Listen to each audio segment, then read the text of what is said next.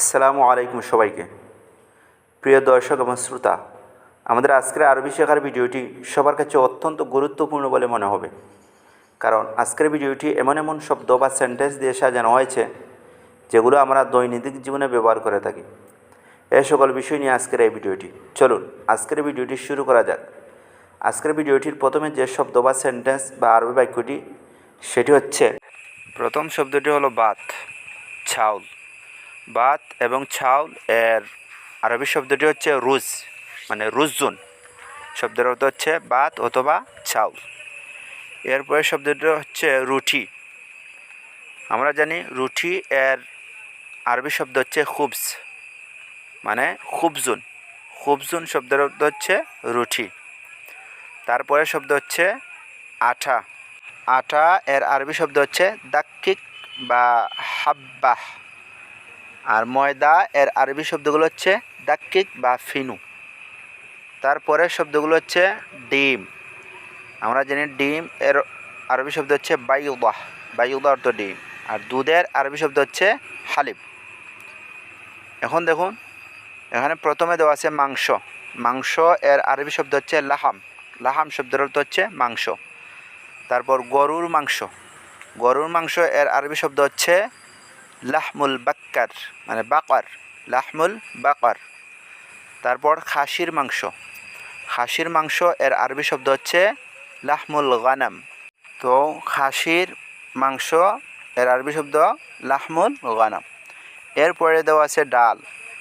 ডাল আমাদের সবার প্রিয় একটি খাদ্য। এই ডালকে আরবিতে বলা হয় আদাস।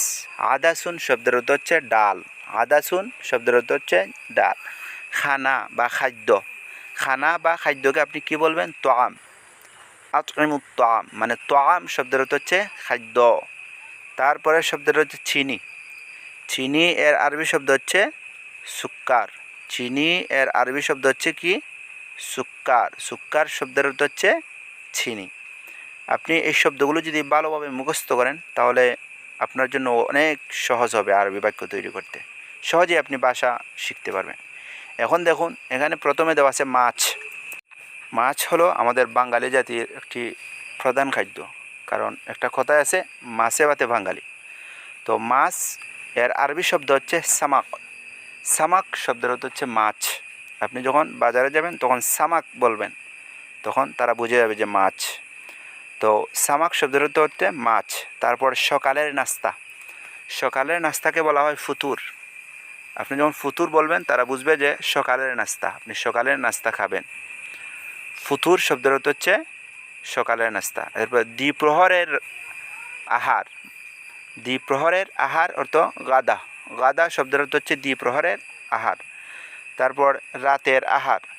রাতের আহার এর আরবি শব্দ হচ্ছে আশা। আশা শব্দের অর্থ হচ্ছে রাতের আহার। তারপরে শব্দটি হচ্ছে পানি। পানি কিন্তু আমরা সবাই আহার করে পান করি। পানি সবাই পান করি। পানির অপর নাম হচ্ছে জীবন। পানি ছাড়া মানুষ বাঁচতে পারে না। তো এখানে পানি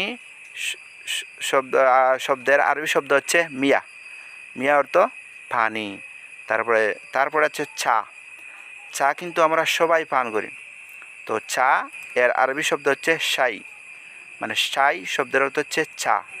আর মিয়া অর্থ পানি বা মাউন বলতে পারবেন, বা চায়ের আরবি শব্দ শাই, আপনি শাইউনও বলতে পারেন। প্রিয় দর্শক, ভিডিওটি ভালো লাগলে অবশ্যই লাইক করবেন এবং সাবস্ক্রাইব করবেন। আজকের ভিডিওটি এখানে শেষ করলাম। আসসালামু আলাইকুম।